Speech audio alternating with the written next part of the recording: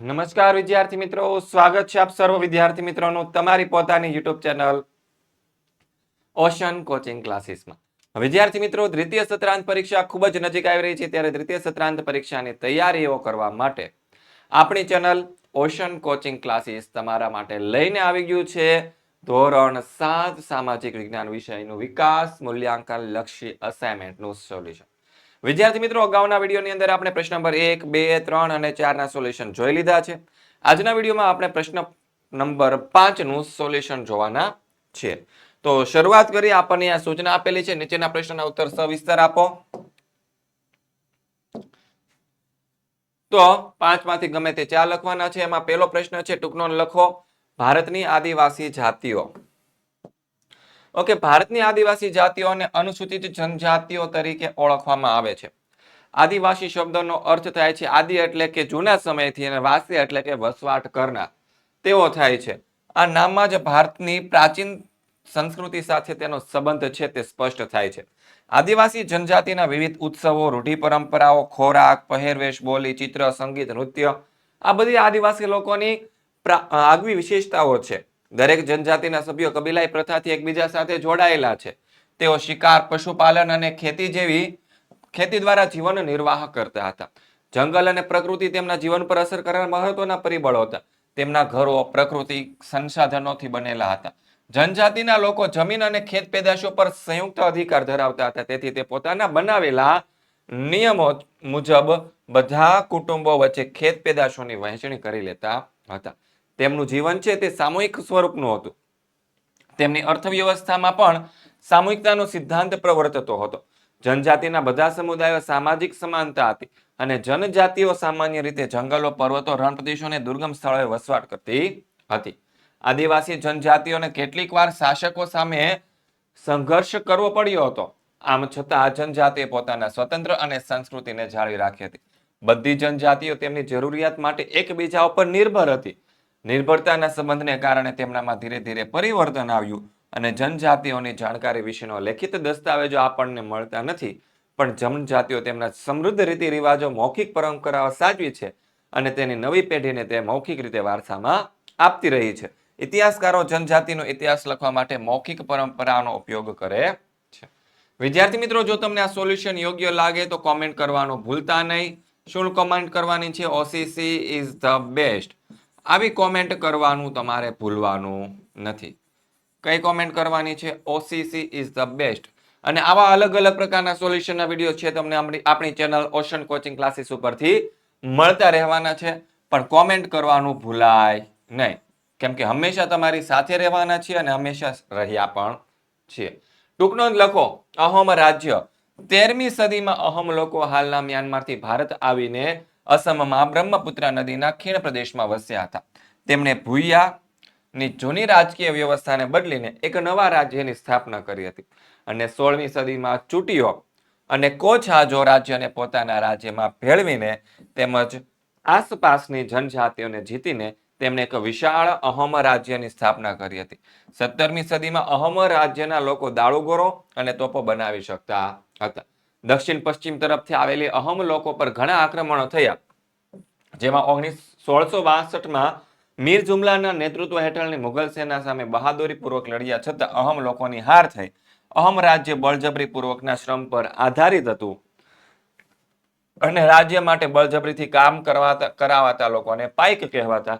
દરેક ગામમાંથી નિશ્ચિત કરવામાં આવેલી સંખ્યામાં પાઈક મોકલવાના રહેતા. વસ્તી ગણતરીને આધારે વધારે વસ્તી ધરાવતા વિસ્તારોમાંથી ઓછી વસ્તી ધરાવતા વિસ્તારોમાં લોકોનું સ્થળાંતર કરવામાં આવતું, અને અહોમ કુળ વેપાર અને આવતા અહોમ કુળ છે તે વેરવિખેર થઈ ગયો. અહોમ જનજાતિના તમામ પુરુષો યુદ્ધના સમયે સૈનિકો તરીકે કામ કરતા, જ્યારે શાંતિના સમયો તે માટે ખેતી અને સિંચાઈની વ્યવસ્થા જેવી સાર્વજનિક કામો કરતા હતા. અહોમ લોકોએ ચોખાની ખેતીની નવી પદ્ધતિઓ અપનાવી હતી, અને અહોમ સમાજ અનેક સાંસ્કૃતિક વિવિધતાઓ ધરાવતો હતો. પછી ત્રીજો પ્રશ્ન છે, ગોંડ લોકોનો ઇતિહાસ અહોમ લોકોથી કેવી રીતે અલગ પડે છે?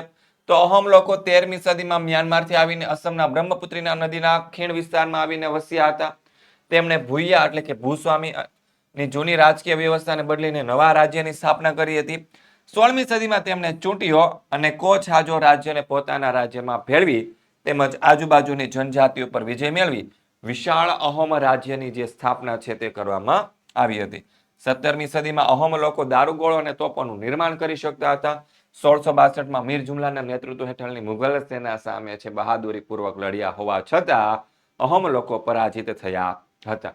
આમ છતાં અહોમ પ્રજાના રાજ્ય વિસ્તાર પર મુઘલોનું પ્રત્યક્ષ પ્રભુત્વ લાંબા સમય સુધી ટકી શક્યું નહીં. ગોંડ લોકો છે ભારતના ગોંડવાના નામના વિશાળ વન પ્રદેશમાં રહેતા હતા. તે ભારતની જ પ્રાચીન જનજાતિઓ પૈકીની એક છે. તેઓ સ્થળાંતરિત ખેતી કરતા. તે નાના કુળમાં વહેંચાયેલા હતા. વિશાળ ગોંડ રાજ્યમાં દરેક કુળનો એક રાજા હતો અને અકબરના સમયમાં જણાવ્યું છે કે ગઢકટંગાના ગોંડ રાજ્યમાં 70,000 ગામડાઓ હતા. ગઢકટંગાના પતન બાદ નિર્બળ બનેલું ગોંડ રાજ્ય શક્તિશાળી બોંદેલો અને મરાઠાઓના આક્રમણ સામે ટકી શક્યું નહોતું. આમ ગોંડ લોકોનો ઇતિહાસ છે અહમ લોકોથી અલગ હતો. ત્યારબાદ ચોથો સવાલ છે જનજાતિઓમાં જોવા મળતો સામૂહિકતાનો સિદ્ધાંત સમજાવો. તો સામૂહિકતાનો સિદ્ધાંત સામૂહિક જીવન પર આધારિત છે. સમૂહમાં રહેવું, સમૂહમાં કામ કરવું અને ઉત્પાદનની સમૂહમાં વહેંચણી કરવી એ સામૂહિકતાના સિદ્ધાંતના દર્શન છે. પ્રત્યેક જનજાતિના સભ્યો છે કબીલાઈ પ્રથાથી એકબીજા સાથે જોડાયેલા હતા.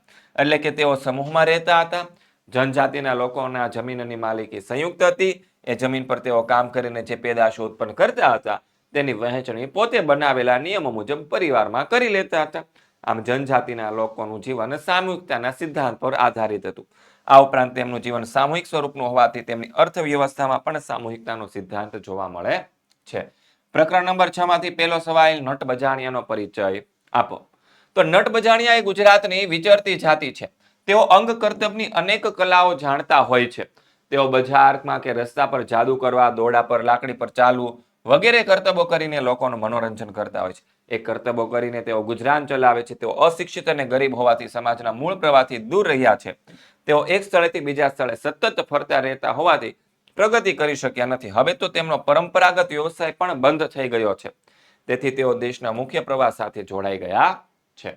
પછી વિચરતી અને વિમુક્ત જાતિઓ કયા કયા લોકોનો વ્યવસાય કરતા હતા? તો જવાબ આવશે પશુપાલન પ્રવૃત્તિ કરતી વિચરતી જાતિના લોકો સ્થાયી ખેડૂતો પાસેથી અનાજ, કપડાં, વાસણ અને અન્ય વસ્તુઓ ખરીદતા અને એના બદલામાં તેઓ ઊન, ઘી વગેરે વસ્તુઓ આપતા. તેમ તેઓ વસ્તુ વિનિમયનો વેપાર કરતા હતા. કેટલીક વિચરતી જાતિઓ પશુઓ પર સરસામાન લાદીને એક જગ્યાએથી બીજી જગ્યાએ જઈ સામાનનું વેચાણ કરતી. વણઝારા જાતિના લોકો અનાજ અને અન્ય ચીજ વસ્તુઓ બળદો પર લાદીને શહેરમાં વેચતા હતા. આ ઉપરાંત તેઓ મધ્ય એશિયાથી અનેક ચીજ વસ્તુઓ ભારતમાં લાવતા અને ભારતમાંથી અનેક ચીજ વસ્તુઓ બહાર લઈ જતા. કેટલીક વિચરતી જનજાતિઓ ઘેટા, બકરા, ઘોડા, ગાય, ભેંસ, ગધેડા, ઊંટ, પાડા અને બળદનો વેપાર કરતી હતી. નાના મોટા ફેરિયા એક ગામથી બીજે ગામ જઈને જાતે બનાવેલા દોરડા, ઘાસની ચટાઈ, ચાદર અને મોટા થેલાઓ વેચતા હતા. કાંગસિયા અને મોડવા નામની જે વિચરતી જાતિના જે કાંસકીઓ અને સૌંદર્ય પ્રસાધનોની વસ્તુઓનો વેપાર કરતી હતી. નટ બજાણિયા નામની વિચરતી જાતિઓ વિભિન્ન અંગ કરતબો દ્વારા લોકોનું મનોરંજન કરતી હતી. ત્યારબાદ ત્રીજો સવાલ સરકાર દ્વારા વિચરતી અને વિમુક્ત જાતિઓના વિકાસ અને ઉત્થાન માટે કયા કયા પ્રયત્નો કરવામાં આવેલા છે?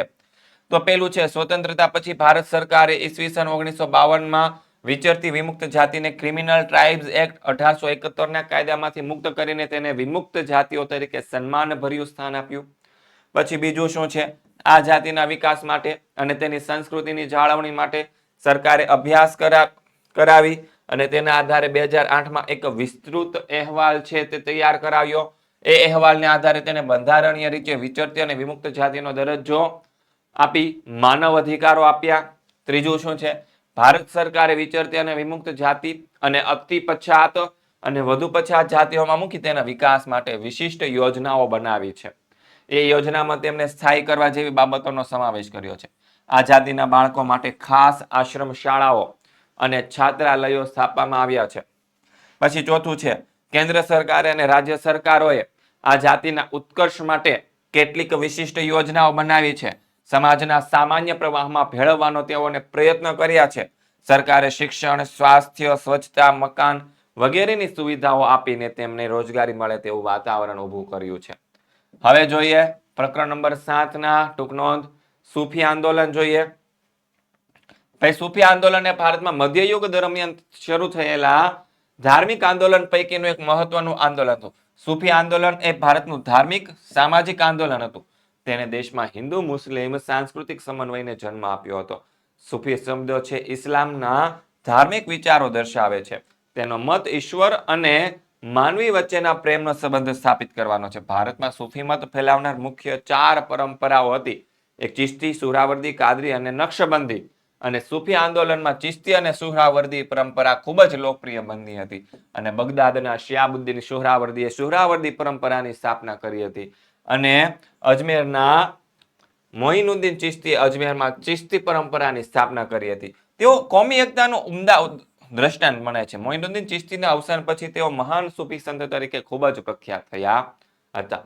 મોઇનુદ્દીન ચિશ્તી ઉપરાંત કુતુબુદ્દીન બખ્તિયાર, બાબા ફરીદુદ્દીન ગજે શક્કર, નિઝામુદ્દીન ઓલિયા, ખ્વાજા બકી બિલ્લા, શેખ અહમદ સરહિંદી વગેરે ગણના પાત્ર સૂફી સંત હતા. દક્ષિણ ભારતમાં શેખ બુરાનુદ્દીન ગરીબ નામના એક લોકપ્રિય સૂફી સંત પણ થઈ ગયા. બીજું છે ભક્તિ આંદોલનને લોકોને શા માટે લોકપ્રિય બન્યું હતું? તો જવાબ આવશે કે ભાઈ સમાજમાં પ્રવર્તતા બાહ્ય નંબરો, ઊંચ નીચના ભેદભાવો, વહેમો, અંધશ્રદ્ધા તેમજ અનેક કુરિવાજો પર તેની ગાઢ અસર થઈ. તેમાં સમાજની આ બાબતનું પ્રમાણ ઘટ્યું. સામાન્ય લોકો પણ ધર્મનો સાચો અર્થ સમજવા લાગ્યું. ઈશ્વર બધાનો છે ને આપણે તેને ભક્તિ દ્વારા મેળવી શકીશું એવી દ્રઢ શ્રદ્ધા લોકોની અંદર પ્રસરી ગઈ. જુદા જુદા ધર્મો વચ્ચેના ભેદભાવો ઓછા થયા. દરેક સંતે સમભાવ, સદાચાર અને ભાઈચારાનો સંદેશ આપ્યો, જે લોકોને ખૂબ જ ગમી ગયો. બધા સંતો, આચાર્ય, વિચારકો સરળ લોક ભાષામાં ઉપદેશ આપ્યો. વળી તેમણે લોક ભાષામાં જ સાહિત્ય અને પદોની રચના કરી, જે લોકોને સમજવામાં ખૂબ જ સરળ બન્યું અને સાહિત્યની જન સમાજ ઉપર છે ગાઢ અસર થઈ. અને ભક્તિ આંદોલને સમાજની કાયા પલટ કરી. ઉપરયુક્ત કારણને લીધે ભક્તિ આંદોલન છે ખૂબ જ લોકપ્રિય બન્યું હતું. ત્યારબાદ ત્રીજો સવાલ, મહારાષ્ટ્રના સંતો વિશે ટૂંકમાં માહિતી આપો. તો જોઈએ, સંત જ્ઞાનેશ્વરે મહારાષ્ટ્રમાં ભક્તિ આંદોલનનો પ્રારંભ કર્યો. તેણે 15 વર્ષની ઉંમરે મરાઠી ભાષામાં ભગવદ્ ગીતા પરની ટીકા વિવેચન જ્ઞાનેશ્વરી લખી હતી. તેઓ મહારાષ્ટ્રના મહાન સંત હતા. જ્ઞાન, યોગ અને ભક્તિ દ્વારા તેણે અદ્વૈતની ભાવના લોકો સુધી પહોંચાડી હતી. નામદેવ યુવાનીમાં અધર્મનું આચરણ કરતા હતા, પરંતુ સત્ય સમજાતા તેઓ ધર્મના માર્ગે વળ્યા અને મહારાષ્ટ્રના મહાન સંત થઈ ગયા. એકનાથ પણ મહારાષ્ટ્રના મહાન સંત હતા. તેને ઊંચ નીચના અને નાત જાતના ભેદભાવોનો વિરોધ કર્યો હતો. તેઓ સૌને સમાન માનતા હતા. અને તુકારામ મહારાષ્ટ્રના સંત કવિ હતા. તેને અભંગો રચ્યા હતા, જે ખૂબ જ જાણીતા થયેલા છે. સમર્થ ગુરુ રામદાસ છત્રપતિ શિવાજી ગુરુના ગુરુ હતા. તેમણે દાસબોધ નામના ગ્રંથ દ્વારા લોકોને ઉપદેશ આપ્યો. તેમણે આધ્યાત્મિક અને સાંસારિક જીવન એકબીજા સાથે જોડવાનો પ્રયત્ન કર્યો હતો. ચેપ્ટર નંબર 8, પહેલી ટૂંક નોંધ, જગન્નાથની રથયાત્રા. ઓડિશામાં પુરીમાં આવેલા સુપ્રસિદ્ધ જગન્નાથ મંદિરમાંથી દર વર્ષે એક ભવ્ય જગ પ્રસિદ્ધ રથયાત્રા નીકળે છે. તેમાં વિષ્ણુ ભગવાનના અવતાર મનાતા જગન્નાથજી રથમાં બેસીને પુરીમાં ભ્રમણ કરે છે. આ ઉત્સવમાં ભાગ લેવા માટે દેશ વિદેશમાંથી અનેક શ્રદ્ધાળુઓ ભારતમાં પુરીમાં આવે છે. 12મી સદીમાં થઈ ગયેલા ગંગવંશના રાજા અનંત વર્મને પુરી ખાતે જગન્નાથ મંદિર બંધાવ્યું હતું અને 1930માં રાજા અનંત ભીમ ત્રીજાએ પોતાનું રાજ્ય છે જગન્નાથને અર્પણ કરી તેના પ્રતિનિધિ તરીકે જાહેર કર્યા હતા. બીજું છે પોંગલનો તહેવાર. તો પોંગલ એ તમિલનાડુ રાજ્યનો મુખ્ય તહેવાર છે. કર્ણાટક અને આંધ્રપ્રદેશમાં પણ આ તહેવાર ઉજવાય છે. પોંગલની ઉજવણી તમિલ મહિના થાય એટલે કે જાન્યુઆરી મહિનાના મધ્ય ભાગના પ્રથમ દિવસે કરવામાં આવે છે. પોંગલના તહેવારને દિવસે પોંગલ નામની વાનગી બનાવવામાં આવે છે. તમિલ ભાષામાં પોંગલનો અર્થ ઉકાળું એવો થાય છે. ચોખા, મગની દાળ, દૂધ અને ખાંડના મિશ્રણ વાસણમાં ઉકાળી અને પોંગલ બનાવવામાં આવે છે. ત્રીજી ટૂંક નોંધ છે પાળિયા. ભાઈ દુશ્મનો સામે પાળ થઈને કે યુદ્ધમાં લડાઈમાં શહીદ બનનાર વીર યોદ્ધાની યાદમાં જે સ્મારક કે ખાંભી ઊભી કરવામાં આવે છે તેને પાળિયા કહેવામાં આવે છે. પાળિયા છે તે ગુજરાતનું વિશિષ્ટ સ્થાપત્ય છે. દરેક પાળિયાના વર્ષની યાદ તિથિ પ્રમાણે તેની પૂજા અર્ચના કરવામાં આવે છે. જે નીડર રાજપૂતાણીઓ હતી જેને જોહર કર્યું હોય કે એક સાથે ચિતામાં કૂદીને પ્રાણનો ત્યાગ કર્યો હોય અથવા તો જે સ્ત્રીઓ સતી થઈ હોય ને તેમના પણ પાળિયા બનાવવામાં આવે છે. એ પાળિયાને સતીના પાળિયા કહેવામાં આવે છે. ચેપ્ટર નંબર 9 માંથી પહેલી ટૂંક નોંધ લખો, રાજા સવાઈ જયસિંહ. તો સવાઈ જયસિંહ છે તે જયપુરના રાજા હતા. તેણે જયપુર શહેરની સ્થાપના કરી હતી. કુશાગ્ર રાજનેતા, સુધારક, કાયદાવિદ, વિજ્ઞાન પ્રેમી હતા. તેઓ મહાન ખગોળશાસ્ત્રી હતા. દિલ્હી, જયપુર, ઉજ્જૈન અને મથુરામાં આધુનિક વેધશાળાનું તેણે નિર્માણ કરાવ્યું હતું.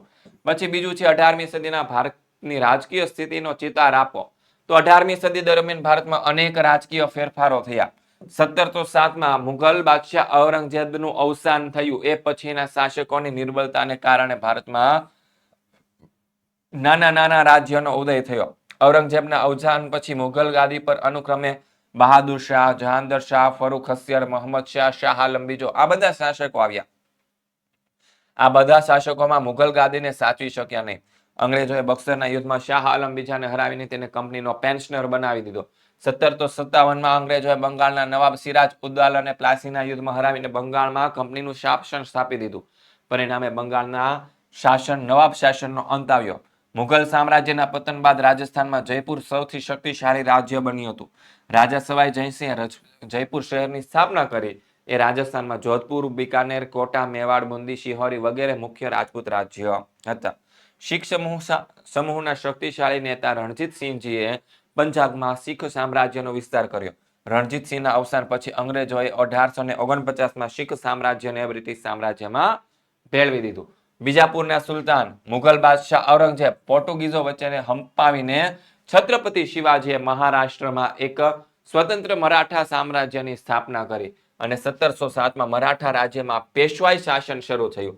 અને એ શાસનમાં બાલાજી વિશ્વનાથ બાજીરાવ પહેલો, બાલાજી બાજીરાવ વગેરે સમર્થ શાસકો થઈ ગયા. અને 1761માં મરાઠા અને ઈરાનના શાહ અહમદ શાહ અબ્દાલી વચ્ચે થયેલા પાણીપતના ત્રીજા યુદ્ધમાં મરાઠાઓની હાર થઈ. પરિણામે મરાઠાઓ નિર્બળ બન્યા, જેથી ભારતમાં બ્રિટિશ સત્તાનો ઉદય થયો. આમ 18મી સદીના ભારતીય પ્રાદેશિક સત્તાઓ લાંબા સમય સુધી ટકી શકી નહીં. તેથી ભારતમાં બ્રિટિશ શાસકોને સત્તા જમાવવા માટે મોકળું મેદાન મળી ગયું. ચેપ્ટર નંબર 13 ટૂંક નોંધ લખો. સુનામી. સુનામી જાપાનીઝ ભાષાનો શબ્દ છે. સુ એટલે બંદર અને નામી એટલે કે મોજા. સમુદ્ર કે મહાસાગરના પેટાળમાં ભારે તીવ્રતાવાળો ભૂકંપ આવવાથી કે સમુદ્ર જ્વાળામુખી ફાટવાથી કે સમુદ્રીય ભૂસ્ખલનથી સમુદ્ર કે મહાસાગરની સપાટી પર ખૂબ વિશાળ કદના શક્તિશાળી અસાધારણ લંબાઈના વિનાશક મોજા ઉત્પન્ન થાય છે. તેને સુનામી કહેવામાં આવે છે. ઘણું કરીને સુનામી ઉત્પત્તિ સમુદ્રના પેટાળમાં ભૂકંપ દ્વારા થાય છે. તેથી સુનામીને ભૂકંપીય સાગર મોજા તરીકે પણ ઓળખવામાં આવે છે. સુનામીના મોજા તેના ઉત્પત્તિ સ્થાનેથી સમુદ્ર કિનારા તરફ એક પછી એક હારબંધ આવતા ભારે વિનાશક બની જાય છે. તેની ઝડપ કિનારા પાસે ઓછી થઈ જાય. જ્યારે ઊંચાઈ વધી જાય ત્યારે કિનારાના પ્રદેશોમાં સુનામીના મોજા પાણીની એક ઊંચ દિવાલ બનીને આગળ વધે અને ભારે વિનાશ સર્જે છે. જો કે હવે આધુનિક ઉપગ્રહ આધારિત સાધનોથી સુનામીની ચોક્કસ અંદાજ કાઢી શકાય છે. તેથી સૂચિત અસરવાળા વિસ્તારમાં લોકોને સમયસર આપણે સ્થળાંતર કરી શકીએ છીએ. બીજો પ્રશ્ન છે આપત્તિની અસરો જણાવો. તો કે શું અસર થાય? ભૂકંપ, પૂર, વાવાઝોડું, સુનામી. આ આપત્તિથી જાનમાલનું ભારે નુકસાન થાય. આપત્તિગ્રસ્ત વિસ્તારનું પુનઃનિર્માણનું કામ કરતા વર્ષો નીકળી જાય. પછી આપત્તિમાં સ્વજનો ગુમાવનાર કુટુંબો ભારે શોક અને હતાશામાં ડૂબી જાય. કમાનાર વ્યક્તિ ગુમાવ્યા હોય તેવા કુટુંબોની સ્થિતિ ભારે કફોડી હોય. કાયમી વિકલાંગતાનો ભોગ બનેલા પુનર્વસનની સમસ્યાઓ છે તેની ભારે વિકટ બની જાય છે. આપત્તિઓની અસર ઓછા વત્તા અંશે બધા જ લોકો પર પડે છે, પણ સૌથી વધારે માઠી અસર છે તે ગરીબો અને અસરગ્રસ્તો પર પડે છે. સાવચેતી, લોક જાગૃતિ અને તંત્રની સજ્જતા રાખવાથી આપત્તિની વિનાશક અસરો ઓછી કરી શકાય. માનવ સર્જિત આપત્તિની કેટલીક ઘટનાઓમાં આગમચેતી દાખવવામાં આવે તો દુર્ઘટનાઓ છે આપણે નિવારી શકીએ છીએ. આ ઉપરાંત આપણે સૌએ રાહત અને બચાવની કામગીરીમાં પણ મદદરૂપ બનવું જોઈએ. પછી પ્રકરણ નંબર 14 માંથી પહેલો ટૂંક નોંધ છે લડાખનું રણ. ભાઈ ભારતની ઉત્તરે જમ્મુ કાશ્મીરની બાજુમાં લડાખનો કેન્દ્ર શાસિત પ્રદેશ આવેલો છે. લડાખ એ ભારતનું ઠંડુ રણ છે. લડાખને ખાપાચાન કહે છે, જેનો અર્થ હિમભૂમિ એવો થાય છે. લડાખની ઉત્તરે કારાકોરમની પર્વતશ્રેણી અને દક્ષિણે કારગિલ આવેલું છે. જમ્મુ કાશ્મીર કે જાસ્કર પર્વતશ્રેણી આવેલી છે. સિંધુ આ ક્ષેત્રની મુખ્ય નદી છે. ઊંચાઈને કારણે લડાખની હવા ખૂબ જ પાતળી છે. અહીંની આબોહવા ઠંડી અને શુષ્ક છે. અહીં ઉનાળામાં દિવસનું તાપમાન 0°C ઉપર રહે, જ્યારે રાત્રિનું તાપમાન 3 થી -30°C પણ નીચું જાય છે. અહીં વરસાદનું પ્રમાણ ખૂબ જ ઓછું છે. લડાખનું ઠંડુ રણ શુષ્ક વાતાવરણ ધરાવતો હોવાથી અહીં વનસ્પતિ ખૂબ ઓછી છે. અહીં માત્ર ટૂંકું ઘાસ આપણને જોવા મળે છે. બીજું છે જંગલોનું આર્થિક મહત્વ શું છે? જંગલની મુખ્ય પેદાશ લાકડું. જંગલમાંથી શાક, સાલ, સીસમ જેવા મજબૂત લાકડા મળે. તેમાંથી ઘરનું ફર્નિચર બને. દેવદાર અને ચીડ જેવા વૃક્ષના પોચા લાકડામાંથી રમતગમતના સાધનો, ચા અને દવાના પેકિંગની પેટીઓ, દીવાસળી, કાગળ, કૃત્રિમ રેસા આવી બધી વસ્તુઓ બને છે. વાંસમાંથી કાગળ, રેયોન, ટોપલા, ટોપલી, રમકડા, સાદડી, ગૃહ સુશોભનની વસ્તુઓ બને. જંગલમાંથી આપણને લાખ, ગુંદર, મધ, ઔષધિ આ બધી વસ્તુઓ મળે છે. ખેરના લાકડામાંથી કાથો મળે, ચીડના રસમાંથી ટર્પેન્ટાઇન અને યુકેલિપ્સના પાનમાંથી ઔષધીય તેલ મળે છે. ચંદનના વૃક્ષમાંથી ચંદનનું લાકડું અને સુખડનું તેલ મળે છે. સુંદરી વૃક્ષના લાકડામાંથી હોડી પણ બનાવવામાં આવે છે. પછી આગળ ત્રીજો સવાલ છે, જમીન ધોવાણ અટકાવવાના ઉપાયો કયા કયા છે? તો ભાઈ જમીન પર થતી ચરાણ પ્રવૃત્તિઓનું નિયમન કરવું, ઢોળાવવાળી જમીન પર સમોચ્ચ રેખીય પગથિયા તરાથી વાવેતર કરવું, પડતર જમીનમાં વૃક્ષારોપણ કરવું, જ્યાં પાણીના વહેણના ખાડા પડ્યા હોય ત્યાં આડબંધો બાંધવા, પાણીનો વેગ ધીમો પાડવા ઢાળવાળા ખેતરમાં ઊંડી ખેડ કરવી, ખેતરમાં પડ ધોવાણ થતું અટકાવવા માટે ખેતરની ફરતે પાળ બાંધવા અને વૃક્ષારોપણ કરવું. આ પાળાઓ ખેતરની માટીને વહેતા પાણી દ્વારા બહાર ખસડાઈ જતી અટકાવે છે. પછી ચોથું, સહારાના રણના વનસ્પતિ અને પ્રાણી જગત વિશે નોંધ લખો. તો કે સહારાના રણની વનસ્પતિ, સહારા રણ પ્રદેશ હોવાથી અહીં વનસ્પતિ ખૂબ જ ઓછી જોવા મળે છે. રણની ધાર પર જ્યાં ખૂબ જ ઓછો વરસાદ પડે છે ત્યાં ટૂંકું ઘાસ થાય છે. રણ પ્રદેશમાં મુખ્યત્વે કેક્ટસ એટલે કે એક પ્રકારનો થોર, કાંટાળા છોડ વગેરે વનસ્પતિ થાય છે. અહીં રણદ્વીપો, ખજૂરીના વૃક્ષો પુષ્કળ થાય છે. સહારા રણનું પ્રાણી જગત, સહારાના રણનું મુખ્ય પ્રાણી ઊંટ છે. તે રણનું વહાણ કહેવાય છે. રણદ્વીપોમાં ઘેટા, બકરા, ઘોડા, ખચ્ચર, ગધેડા વગેરે પ્રાણી ઉછેરવામાં આવે છે. આ ઉપરાંત રણ પ્રદેશમાં શિયાળ, ઝરખ, વીછી, કાચિંડા, સાપ, ગરોળી, કૂવો આવા બધા પ્રાણીઓ પણ આપણને જોવા મળે છે. ચેપ્ટર નંબર 17 માંથી પૂછાયેલો પ્રશ્ન, ટૂંકનો લખો. ભારતમાં શિક્ષણ અને રૂઢિગત માન્યતાઓ. ભાઈ ભારતમાં બંધારણે 6 થી 14 વર્ષની ઉંમરના દરેક બાળકને મફત અને ફરજિયાત શિક્ષણ આપવાનું નક્કી કર્યું છે. વળી આજના સમયમાં છોકરા છોકરીઓને શિક્ષણ પ્રાપ્ત કરવાનો સમાન અધિકાર છે. આમ છતાં રૂઢિગત માન્યતાને લીધે દેશના કેટલાક વિસ્તારોમાં કન્યાઓને શિક્ષણનો અધિકાર ભોગવવામાં કેટલીક અગવડો વેઠવી પડે છે. વાલીઓ તેને પ્રાથમિક શિક્ષણ પણ પૂરું કરાવતા નથી. સમાજમાં પ્રવર્તતા આ ભેદભાવ બાળ લગ્ન જેવા કુરિવાજ પ્રોત્સાહન આપે છે. બાળ લગ્ન લીધે કન્યાઓ શિક્ષણમાં પ્રગતિ કરી શકતી નથી. સરકારે દરેક સ્તરે કન્યાઓને મફત શિક્ષણ વિશેષ સગવડતાઓ આપી રહી છે. આમ છતાં વાલીમાં પોતાની દીકરીઓને શિક્ષણ આપવામાં ઉદાસીનતા જોવા મળે છે. છેલ્લા 2 દાયકાથી સરકાર કન્યાઓ પ્રાથમિક શિક્ષણ પૂરું કરે એ માટે સઘન પ્રયત્ન કરે છે. છતાં આજે કેટલાક સમાજમાં કન્યાઓને શિક્ષણ આપવા અંગે અનેક પ્રશ્નો સામે આવતા હોય છે. દીકરીને પોતાના ગામમાંથી બહાર ભણવા મોકલવા વાલીઓ તૈયાર હોતા નથી. નોકરી માટે પણ તેને શહેરમાં મોકલવાને બદલે તેઓ પોતાના વિસ્તારમાં નોકરી કરાવવાનું પસંદ કરે છે. બીજું, બાળ ઉછેર અંગે કઈ કઈ બાબતોમાં ભેદભાવ જોવા મળે છે? તો કે ભારતીય સમાજમાં દીકરી વચ્ચે કપડાં પહેરવામાં, રમતો રમવામાં, વાહન ચલાવવામાં, ખોરાકની બાબતમાં, હરવા ફરવામાં, આચાર વિચાર અને વ્યવહારમાં, ઉચ્ચ શિક્ષણ મેળવવામાં વગેરે બાબતોમાં ભેદભાવ, અસમાનતા જોવા મળે છે. દેશના કેટલાક વિસ્તારોમાં દીકરીઓને પ્રાથમિક શિક્ષણ પણ પૂરું કરાવવામાં આવતું નથી. કન્યાઓને ભણાવવામાં વાલીઓની ઉદાસીનતા જોવા મળે છે. વાલીઓ પોતાની દીકરીને પોતાના ગામ કે વિસ્તારમાંથી બહાર શહેરમાં ભણવા કે નોકરી માટે મોકલવાનું પસંદ પણ કરતા નથી. આજે પણ કેટલાક સમાજમાં કન્યાઓને શિક્ષણ આપવા અંગે અનેક તર્ક વિતર્ક પ્રવર્તે છે. ત્રીજો સવાલ, ઘરકામમાં કઈ કઈ બાબતોમાં ભેદભાવ જોવા મળે? તો ભાઈ સમાજમાં એવી માન્યતાઓ પ્રવર્તે છે કે છોકરાઓ કરતા છોકરીઓ શારીરિક રીતે ઓછી સક્ષમ હોય છે. તેથી છોકરાઓની તુલનામાં છોકરીઓને ઘરકામ વધારે કરાવવામાં આવે. જેમ કે છોકરીઓ ઘરની રસોઈ બનાવવામાં મદદ કરે, તેના નાના ભાઈ કે બહેનને રમાડે, તેઓ ઘરની સાફ સફાઈ કરે, પાણીના વાસણો ભરી અનેક કપડાં ધુએ છે. છોકરીઓ ઘરના કામો સાયકલ કે અન્ય વાહન ચલાવી શકે છે કે શીખી શકે છે, જ્યારે છોકરીઓને આ માટે સક્ષમ માનવામાં આવતી નથી. જાહેરાતના ગેરફાયદા જણાવો. તો ભાઈ શું છે? જાહેરાત પાછળ નાણાંનો ખૂબ જ ખર્ચ થાય, જેથી વસ્તુની કિંમતમાં વધારો થાય. આમ જાહેરાતના ખર્ચનું ભારણ ગ્રાહકને ઉઠાવવું પડે. જાહેરાત કરનાર જે તે વસ્તુનો પ્રચાર કરે છે તે વસ્તુ કદાચ તે વાપરતા પણ ન હોય. લોભામણી જાહેરાતના આધારે ખરીદી કરવામાં પણ આપણે ક્યારેક છેતરાઈ જઈએ છીએ. ટીવી પર દર્શાવવામાં આવતી જાહેરાત જોઈને ક્યારેક આપણને મનમાં શરમ કે સંકોચ અનુભવાય કે કારણ કે દરેક વસ્તુ આપણે ખરીદી શકતા નથી, તેમજ બાળકો અને વડીલોને તે વસ્તુઓ આપણે અપાવી પણ શકતા નથી. જાહેરાતને લીધે વસ્તુની ખરીદીમાં દેખાદેખીનું ચલણ વધી જાય છે. સંચાર તંત્રનું મહત્વ. તો વિજ્ઞાન અને ટેકનોલોજી ક્ષેત્રે વિકાસ કરવામાં મહત્વનો ભાગ ભજવ્યો છે. પછી સંચાર તંત્રને કારણે સમયની દ્રષ્ટિએ દુનિયા નાની બની ગઈ છે અને સંચાર તંત્ર સમગ્ર વિશ્વને એક વૈશ્વિક ગ્રામમાં ફેરવી દીધું છે. વર્તમાન સમયમાં દુનિયાનો આર્થિક વિકાસ આધુનિક સંચાર તંત્ર પર આધારિત છે. આધુનિક સંચાર તંત્રને લીધે જ આપણે પૃથ્વી કે અવકાશમાં બનતી અનેક ઘટનાઓ છે જીવંત સ્વરૂપ જોવા માટે આપણે સક્ષમ બન્યા છીએ. આધુનિક સંચાર તંત્રે દેશનો આર્થિક, સામાજિક, રાજકીય, સાંસ્કૃતિક વિકાસ કર્યો છે.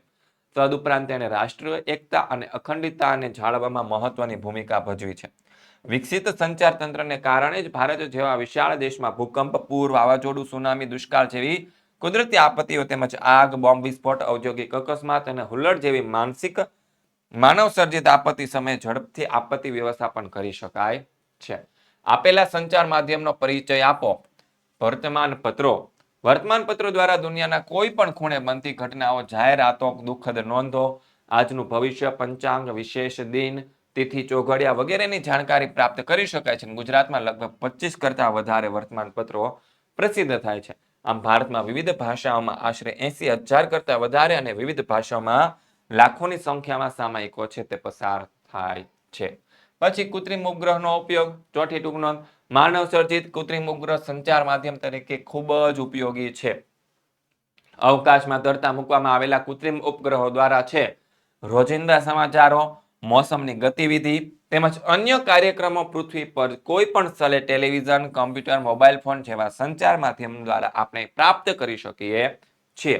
પૃથ્વીની આંતરિક ભાગમાં રહેલા પાણી અને ખનિજોની માહિતી મેળવી શકાય છે. કૃત્રિમ ઉપગ્રહ દ્વારા આપણા ઘરથી બીજા સ્થળ વચ્ચેના અંતરને, રસ્તાને આપણે જાણી શકીએ છીએ. કૃત્રિમ ઉપગ્રહ દેશના સંરક્ષણ ક્ષેત્રે અત્યંત ઉપયોગી હોય છે. પછી ટૂંકનો લખો. સાપ્તાહિક બજાર. સાપ્તાહિક બજાર સપ્તાહના કોઈ એક નિશ્ચિત દિવસે જ ભરાય તેને ગુજરી બજાર પણ કહે છે અને કેટલાક વિસ્તારમાં તેને હાટ પણ કહેવામાં આવે છે. જો સાપ્તાહિક બજાર શનિવારના દિવસે ભરાતું હોય તો તેને શનિવારી બજાર કહેવાય. આ બજારના વેપારીઓ દિવસ દરમિયાન તેના વેચાણની વસ્તુઓ લાવી અને સાંજ સુધીમાં દુકાનને સંકેલીને પાછા ઘરે જતા રહે. તેઓ બીજા દિવસે બીજી કોઈ જગ્યાએ જઈને ત્યાં દુકાન બનાવે અને સમગ્ર દેશમાં મુખ્ય શહેરમાં આવી ઘણી બધી સાપ્તાહિક બજારો ભરાતી હોય છે. આ બજારમાં લોકોને એક જગ્યાએથી રોજિંદી જરૂરિયાતની અનેક વસ્તુઓ મળી રહે. આ બજારમાં વેપારીને દુકાનનું ભાડું, વીજળી, મકાનવેરા, કર્મચારીના પગાર વગેરેનો ખર્ચ થતો નથી. તેથી તે ચીજ વસ્તુ બજાર ભાવ કરતા ઓછા ભાવે વેચી શકે અને સાપ્તાહિક બજાર દ્વારા નાના વેપારીઓ અને કારીગરોને રોજગારીઓ મળે છે. બજારમાં વિવિધતા જોઈએ. બીજી ટૂંક નોંધ છે. મહોલ્લા બજારથી શોપિંગ કોમ્પ્લેક્સ સુધીની દુકાનો છે અને દુકાનદારોમાં વિવિધતા છે. બજારમાં દુકાનો લગાવીને બેઠેલા દુકાનદારો વચ્ચે એક મોટો તફાવત છે. જેમ કે નાના દુકાનદારો ઓછા નાણાં રોકીને છૂટક વેપાર કરે, જ્યારે મોટા દુકાનદારો કોમ્પ્લેક્સમાં વધારે નાણાં રોકીને વેપાર કરે. નાના દુકાનદારોમાં વેપારમાં ખૂબ ઓછો નફો મેળવે, જ્યારે મોટા દુકાનદાર છે વેપારમાં વધુ નફો મેળવે છે. ખરીદનાર વર્ગોમાં પણ તફાવત છે. સમાજના ઘણા લોકો સસ્તામાં મળતી ચીજ વસ્તુઓ પણ ખરીદી શકતા નથી, જ્યારે કેટલાક લોકો છે શોપિંગ કોમ્પ્લેક્સમાં મળતી મોંઘી ચીજ વસ્તુઓ ખરીદી શકે છે. આમ વ્યક્તિની આર્થિક સ્થિતિના આધારે નક્કી થાય છે કે તે કયા બજારનો ખરીદનાર કે વેચનાર બની શકે તેમ છે. આપણી આસપાસ કેટલીક મોટી ઉંમરના વ્યક્તિઓ નાની મોટી વસ્તુ વેચતા જોવા મળે. એ વૃદ્ધ પુરુષો કે સ્ત્રીઓની ઉંમર આરામ કરવાની હોવા છતાં તેઓ ગરીબી કે મજૂરીના કારણે રસ્તાની આજુબાજુ ચીજ વસ્તુઓ વેચતા હોય છે. આવી જરૂરિયાતવાળા લોકો પાસેથી વસ્તુ ખરીદીને તેને આર્થિક રીતે આપણે મદદરૂપ બની શકીએ છીએ. ત્યારબાદ ત્રીજું, ખરીદી કરતી વખતે ગ્રાહકે કઈ કઈ સાવચેતીઓ રાખવી જોઈએ. તો જોઈએ, ગ્રાહકે કોઈ પણ વસ્તુ કે સેવાની ખરીદતી વખતે જીએસટી વાળું અસલ બિલ લેવાનો અચૂક આગ્રહ રાખવો જોઈએ. વિક્રેતા પાસેથી બિલ મેળવીને તેને યોગ્ય સમય સુધી સાચવી રાખવું જોઈએ. ખોટી ખરીદી તેમજ મુખ્યત્વે વિદ્યુત ઇલેક્ટ્રોનિક ઉપકરણો ISIના માર્કાવાળા ખરીદવાનો આગ્રહ રાખો. વિક્રેતાઓ સહી સિક્કા કરેલી guarantee card, warranty card, free service coupon વગેરે ધ્યાનમાં રાખીને ખાસ મેળવી લેવા અને તેને સાચવી રાખવા. સોના ચાંદીના દાગીના હોલમાર્ક વાળા જ ખરીદવા. જો કોઈ પણ ટેક્સ બચાવવા અને વેપારની લોભાણની વાતોમાં આવ્યા વિના હંમેશા પાકું બિલ લેવાનો આગ્રહ રાખો. બિલમાં દાગીનાની શુદ્ધતા, કિંમત, ઘડાઈ વગેરે તમામ વિગતો અલગ રીતે સ્પષ્ટતાથી લખાયેલી છે કે નહીં તે જોઈ તપાસીને ચકાસી લેવા. ખાદ્ય પદાર્થો હંમેશા એગમાર્ક અને FSSAI લોગો વાળા નિશાન વાળા જ ખરીદવા. એ પદાર્થોની કિંમત, પેકિંગ, તેની કંપની, બ્રાન્ડ નેમ, બેચનો નંબર, ઉત્પાદન તારીખ, ચોખ્ખું વજન, અંતિમ તિથિ, ઇન્ગ્રેડિયન્ટ્સ વગેરે વિગતો જોઈ તપાસીને ચકાસી લેવા. ભેળસેળના કિસ્સામાં ફરિયાદ ચોક્કસ કરવી. પછી દવાઓના પ્રિસ્ક્રિપ્શન સાથે ખરાઈ કરી લેવી. દવા ઉત્પાદનની તારીખ અને એક્સપાયરી ડેટ તપાસી લેવા. જેનરિક દવાઓ સુલભ હોય તો તે જ ખરીદવાનો આગ્રહ રાખવાનો છે.